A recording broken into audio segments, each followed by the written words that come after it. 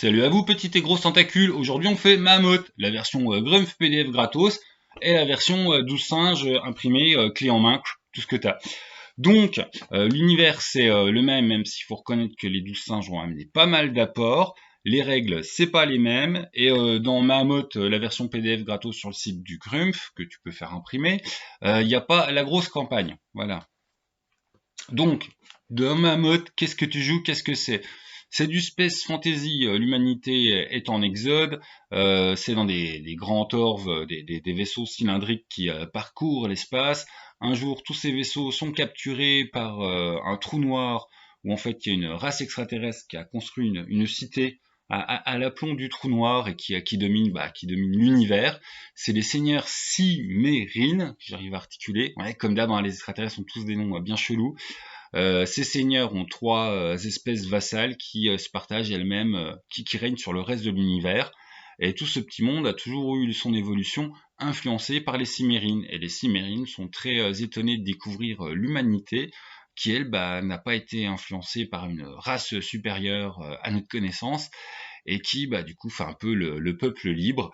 Donc capture de la colonie humaine, tout le monde se retrouve du coup à tourner autour du trou noir et de la grosse cité extraterrestre, guéguerre avec les races seigneuriales. L'humanité arrive à prouver qu'elle arrive à résister et qu'elle reste indépendante. Et les méga extraterrestres séparent toute la flotte des vaisseaux, ce qui fait que chaque vaisseau va développer sa propre identité. Et t'as des grandes conjonctions où tous les 7 ans, tout le monde il se regroupe et puis ça échange entre les vaisseaux.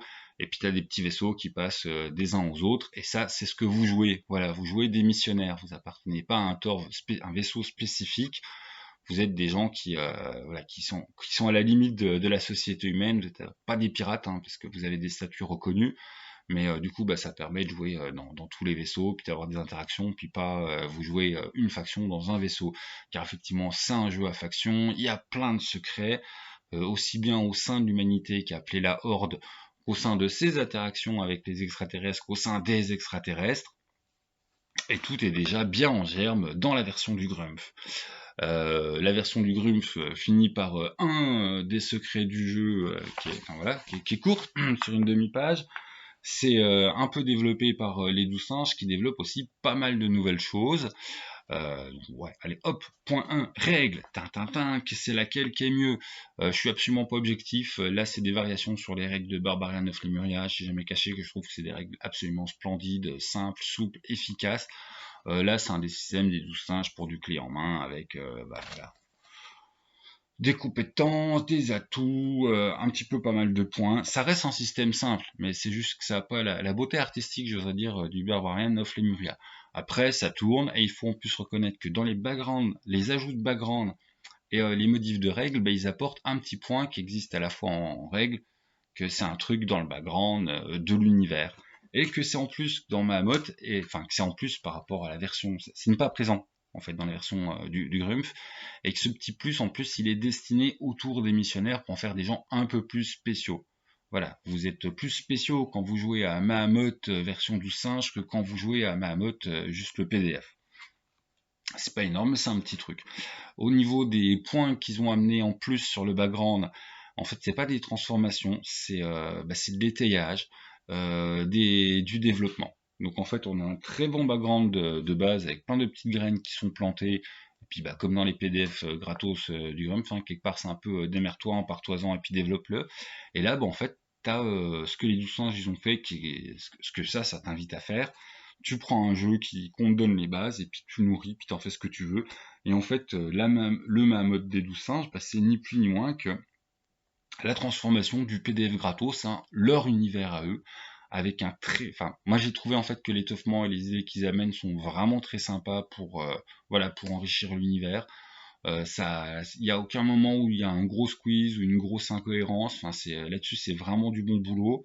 Après, la campagne, c'est une campagne type clé en main, donc ça plaira à certains, ça plaira pas à d'autres. Qu'est-ce que je veux dire par ça? Je veux dire que tu vas avoir plein d'éléments qui t'ont posé sur comment jouer la horde, les interactions, la concurrence avec les autres espèces qui tournent autour du Maelstrom. Mais en fait, ça va être une campagne du type clé en main qui te transforme cet univers. C'est-à-dire ton cadre à la fin de la campagne, c'est plus du tout le même qu'au début. Alors on dit oui, il y a des trucs qui restent, ouais, mais ça, il y a quand même beaucoup de transformations. Donc quelque part, si vous voulez jouer à l'ancien style, bah, vous pouvez complètement avec ça, mais vous jouez avant la campagne, et quand vous arrivez à la campagne, qui est un début très classique, du oh, nous sommes engagés, vous récupérez un artefact, et qui après bah, se transforme en, je voudrais dire, 4 temps. Le début qui est très, d'ailleurs, où tu es très prise en main, voilà, où tu as vraiment scène, il se passe ça. Ça va être sur les histoires de l'artefact. Après, tu as l'apparition d'un des secrets majeurs du jeu qui vient du coup déjà beaucoup changer les choses. Après, tu as le développement de par rapport à ce secret, ce que les joueurs sont quand même vachement orientés à faire, à savoir l'avènement d'un Messi. Et puis bah, vos joueurs se retrouvent un peu babysitter de Messi.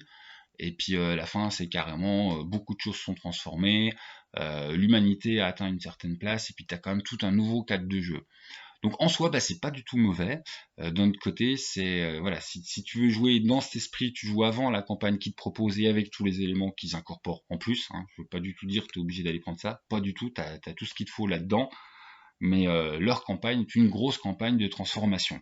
Voilà, ce qui est plutôt une bonne chose en soi. Enfin, voilà, c'est un parti pris éditorial, mais par rapport à ce que te propose en fait à chaque fois clé en main voilà, un univers de base et puis son développement et puis au moins ouais, vos PJ sont dans des places importantes de comment le monde il se transforme.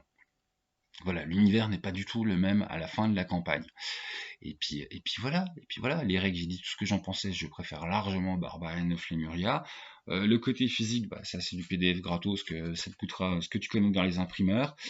Si, le point négatif, mais ça c'est pour tous les clés en main, à cause de comment tu l'achètes. Tu l'achètes, c'est comme ça, et en fait on utilise l'écran pour te faire une reproduction de la couve, que bah, c'est pas dégueulasse, mais du coup quand tu développes l'écran, t'as un bel écran, qui est quand même sagouiné par un gros logo. J'aime bien quand il y a les logos sur l'écran, mais pas à ce point-là, avec la présentation, c'est du Grum, c'est du machin. De ce côté, c'est le classique, hein, t'as l'étape qu'il faut, j'en ai un peu rien à foutre. Enfin, je suis pas avec ces règles, mais l'écran lui-même est plutôt joli. Enfin, voilà, on est dans un bon petit truc Space Up. Alors vous allez me dire, oui, mais là on est vraiment sur du Space Up, pourquoi le côté fantasy? Bah, il y a quand même pas mal de pouvoirs dans l'histoire. Voilà, c'est des pouvoirs qui sont pas dans le fantastique. Des fois on tombe dans le côté délire sur les psioniques, et puis comme le psionique ça peut être attaché à la magie, mais voilà, il n'y a pas de moment où c'est expliqué par la magie. À chaque fois c'est expliqué par une science qui est tellement avancée que pour nous c'est pareil que de la magie, mais ça, voilà, il y a pas d'essence cosmique transcendantale qui vienne te transformer les choses. T'es dans un univers qui est Space Up. Mais t'es dans un univers Space Up où il y a telle possibilité que la technologie va tellement loin qu'il y a des côtés un peu magiques. Hein. Par exemple, aussi l'humanité, elle utilise ce qu'on appelle des tox. C'est des super composés chimiques qui vont faire des réactions où vous pouvez avoir des pouvoirs. Et ça, c'est accessible un peu pour tout le monde, même si bah, chaque vaisseau, il a un petit peu voilà, ses trucs à lui, puis qui partage difficilement les informations. L'humanité n'est pas du tout unie. Elle est unie seulement quand il faut taper sur ce qui est en face qui nous agresse trop. Mais sinon, tout le monde se tire dans les pattes, et il y a pas mal de factions. L'univers est très intéressant dans sa construction. Il y a un gros questionnement qu'on ressent plus dans les PDF du Grumpf, parce qu'ils n'ont pas trop accentué le trait dans le travail des 12 singes par rapport à la place de la femme dans la société, dans l'évolution de cette humanité future, qui est assez...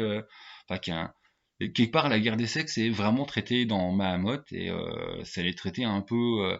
ça va pas aussi loin que les servantes écarlates, mais il y a quelque chose qui est vraiment traité. Voilà. Il y a l'instauration des gynécées, enfin, là-dessus, il s'est bien emparé du sujet, et on tombe pas sur quelque chose de caricatural et maltraité, mais voilà, ça impacte beaucoup le goût du monde. Hein. Je veux dire, les femmes, oui, bonjour, tu n'es femme, ta place est reproductrice. Et je caricature à peine, hein, mais voilà, il y a vraiment de ça. Tout le côté justement les femmes et tout ce qu'elles ont mis en place dans les délires secrets. Il y a une faction qui est les sorcières, qui sont les descendants de je spoilerai pas, mais voilà, qui est importante dans le jeu. T'as tout un culte religieux bien malsain, le culte de la mer, qui est un truc dévoyé. Enfin, voilà, il y a des sous-factions politiques. Chaque vaisseau, de toute façon, est une faction en soi, et chaque vaisseau a lui-même ses sous-factions.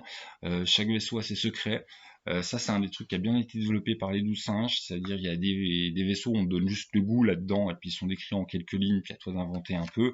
Là-dedans, chaque vaisseau a vraiment voilà, sa face visible et ses magouilles. C'est pour ça que je trouve que c'est un très des bons développement de background. Ils ont vraiment suivi la ligne droite de Mahamut, le PDF du Grumpf, pour bien l'étayer.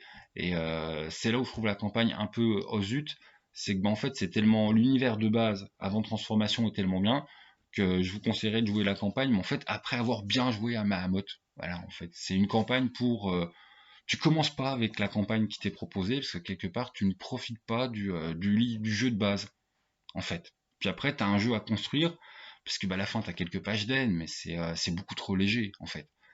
Donc si tu veux vraiment profiter du jeu Mahamut, bah tu joues avant la campagne des 12 singes, et puis je voudrais dire la campagne des 12 singes, ça peut être une bonne manière de clore le jeu par le gros truc final de transformation, et que voilà, vos personnages ont un gros rôle dans la nouvelle place de l'humanité, et puis la grosse transformation, puis ça repose un petit peu beaucoup sur leurs épaules de voilà, de faire parvenir l'humanité à un stade d'émancipation supérieur ou ce genre de truc, de découvrir beaucoup de secrets du jeu, hein. Tous les secrets sont mis en interaction. Il y a que le secret du gros copier-coller de Dune, voilà, il y a un petit globi-boulga dunesque qui est fait en secret dans un des vaisseaux qui est assez sympathique, et je le trouve sous-exploité par rapport à la campagne, mais c'est vraiment le seul mal que j'ai à en dire. Et puis voilà, tout simplement. Sur ce, hop, c'était Mahamut, donc version gratos. Voilà, ça vous coûte strictement rien d'y goûter. C'est en lien dans les descriptions. Version 12 singes. Voilà, je pense que j'étais assez clair à la fois sur c'est un très bon ajout de background et puis c'est quel type de campagne c'est. C'est une campagne, j'arrive, le chat, t'attends 2 secondes. Une campagne transformative, vous êtes beaucoup guidé au début et que vous êtes beaucoup en mode démerdez-vous à la fin. 35 € et puis voilà voilà. Et bah ciao, salut les gens, bonne découverte.